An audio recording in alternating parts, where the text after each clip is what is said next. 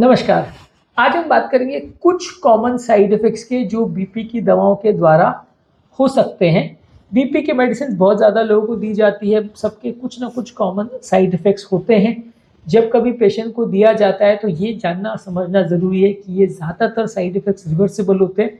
जब कभी दवा बंद की या कम की जाएगी तो ये साइड इफ़ेक्ट्स अपने आप चले जाएंगे। तो बीपी की मेडिसिन जब आप पेशेंट्स को देते हैं तो समझ जाना पेशेंट को आवश्यक है कि ये मेडिसिन से ये साइड इफेक्ट हो सकते हैं। आज हम डिस्कस करेंगे कुछ कॉमन साइड इफेक्ट्स के बारे में।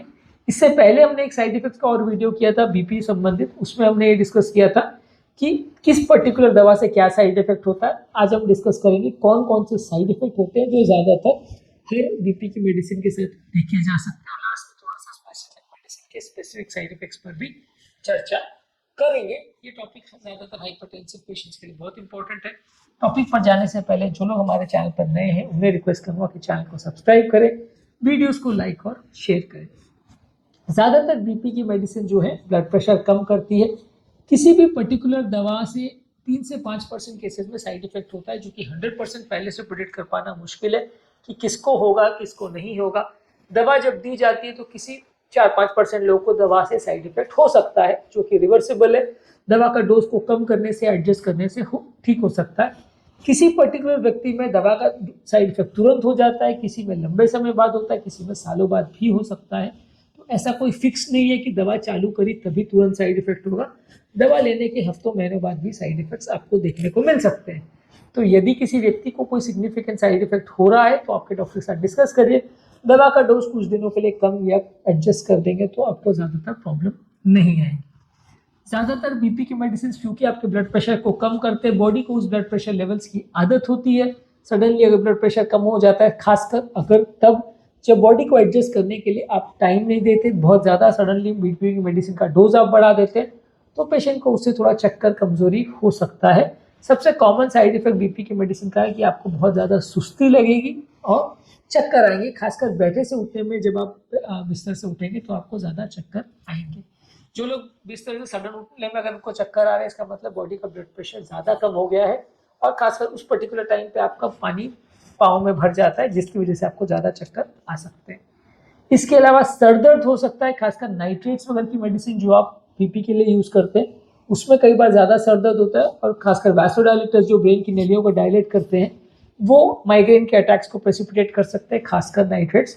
तो किसी किसी व्यक्ति को ब्लड प्रेशर की मेडिसिन से सर दर्द हो सकता है, सर में अनकंफर्टेबल लगे या आपको अच्छा ना लगे, माथे पे भारीपन का सेंसेशन हो, ऐसा बीपी की मेडिसिन से हो सकता है। नेक्स्ट साइड इफेक्ट है सूखी खांसी। AC inhibitor group of medicine जैसे रामिप्रिल, एनार्प्रिल, कैप्टोप्रिल, पेरिंडोप्रिल या कुछ हद तक एआरवीज में भी, यानी कि रोसाटन, वालसाटन, कैंडिसाटन में एसी इनहिबिटर में ज़्यादा मिलेगा, एआरवीज में बहुत कम मिलेगा। लेकिन सूखी खांसी हो सकती है, 3 से 8% केस में होता है। पेशेंट को बिना किसी कारण के सूखी खांसी होगी, कोई कफ या बलगम नहीं आएगा, लेकिन खांसी होगी जो उसकी एक्टिविटीज़ को अफेक्ट करेगा। थोड़ा बहुत अगर खांसी होती तो इग्नोर कर सकते हैं। अगर बहुत ज़्यादा खांसी हो रही है जिससे उसका लाइफस्टाइल इफेक्ट हो रहा है, वो काम करने में उसको दिक्कत आ रही है, तो फिर आपको दवा को बंद या चेंज करना पड़ता है।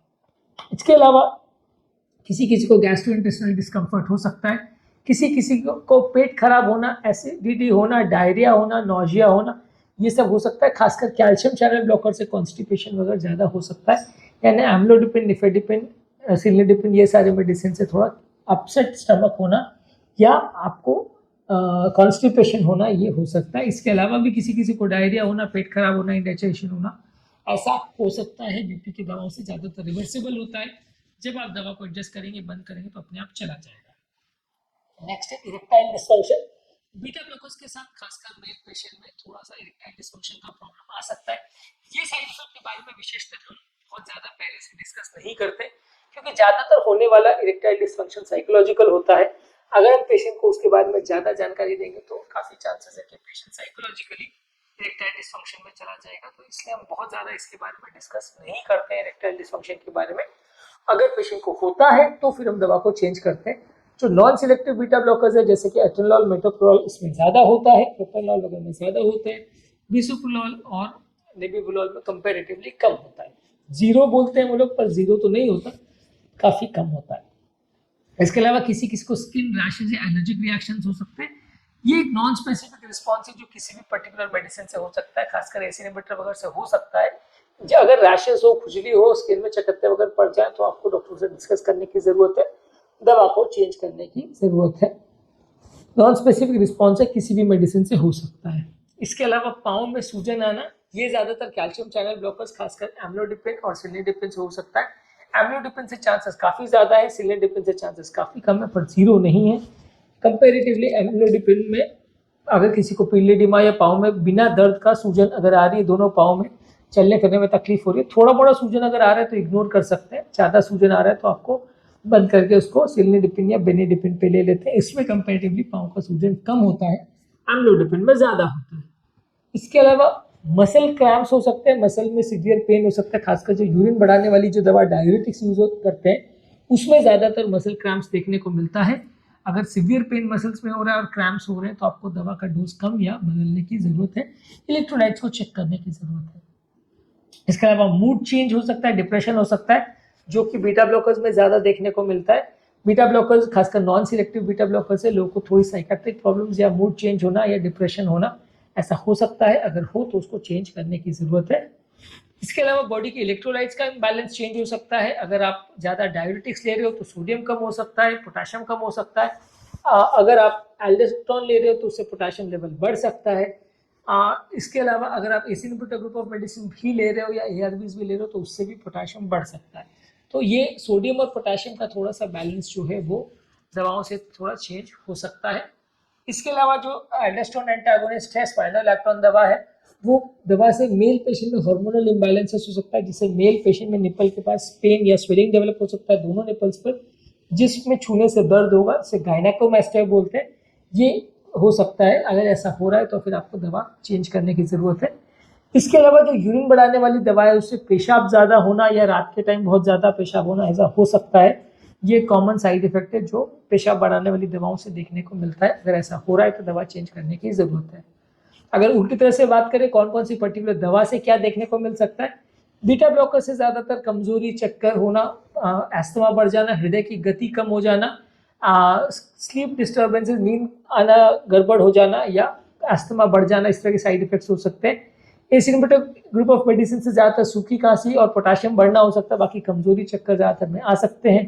कैल्शियम चैनल ब्लॉकर से पाँव में सूजन आ सकती है, कमजोरी, चक्कर सभी में आ सकता है, कॉन्स्टिपेशन हो सकता है। अल्फा ब्लॉकर से भी कमजोरी, चक्कर वगैरह हो सकती है, थोड़ा सा नींद ज़्यादा आ सकती है। डायरेटिक से पाँव में क्रैम्प्स होना, पोटाशियम और इलेक्ट्रोलाइट्स का गड़बड़ होना, और सेंट्रली एक्टिंग एजेंट से भी नींद ज़्यादा आना या रिबाउंड हाइपरटेंशन यानी दवा बंद कर देने से क्योंकि बहुत ज़्यादा शूटअप हो जाना, ये साइड इफेक्ट्स हो सकते हैं। आज हमने बात करी कुछ कॉमन साइड इफेक्ट्स के बारे में जो बीपी की मेडिसिन से हो सकते हैं। कमजोरी, चक्कर बहुत कॉमन चीज़ है जो किसी भी दवा से हो सकता है। इसके अलावा सरदर्द होना, चक्कर आना, सूखी खांसी होना, पेट में गड़बड़ होना, कॉन्स्टिपेशन होना, मेल पेशेंट को इरेक्टाइल डिस्फंक्शन होना, गायनेकोमास्टिया होना, स्किन रैशेस होना, पाँव में सूजन आ जाना, मसल क्रैम्प्स होना, मूड चेंज होना, डिप्रेशन होना, नींद नहीं आना, पोटाशियम लेवल्स का चेंज होना, सोडियम लेवल्स का चेंज होना, ये कॉमन साइड इफेक्ट्स हैं जो बीपी की मेडिसिन से देखने को मिल सकते हैं। ज़्यादातर सब रिवर्सेबल होते हैं, दवा चेंज करने से अपने आप ठीक हो जाते हैं। टॉपिक एंड करने से पहले जो लोग हमारे चैनल पर नए हैं उन्हें रिक्वेस्ट करूँगा कि चैनल को सब्सक्राइब करें, वीडियोस को लाइक और शेयर करें। जो लोग हमारे चैनल पर बीपी संबंधित वीडियोस और टॉपिक्स देखना चाहते हैं उनके लिए हमारे चैनल पर हाइपरटेंशन का पूरा प्लेलिस्ट है। इसका लिंक और इम्पोर्टेंट वीडियोस का लिंक मैं कमेंट सेक्शन और आई बटन में छोड़ दे रहा हूँ, उसे आप चेकआउट करें। काफ़ी कुछ नया जानने और सीखने को मिलेगा, बीमारी को मैनेज करना ईजी हो जाएगा।